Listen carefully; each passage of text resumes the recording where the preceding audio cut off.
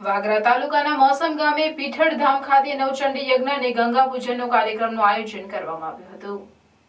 વાગરા તાલુકાના મોસમ ગામે ગઢવી સમાજના કુળદેવી પીઠળ માતાજીના મંદિર ખાતે માગસર સુદ આઠમના રોજ ગંગા પૂજન અને નવચંડી યજ્ઞ અને મહાપ્રસાદીનું આયોજન કરવામાં આવ્યું હતું, જેમાં સમાજ બંધુઓએ મોટી સંખ્યામાં ભાગ લીધો હતો। ભરૂચ જિલ્લા તેમજ અન્ય જિલ્લામાં વસવાટ કરતા ગઢવી પરિવારના યુગલોએ આ નવચંડી યજ્ઞમાં ભાગ લઈ ધન્યતા અનુભવી હતી।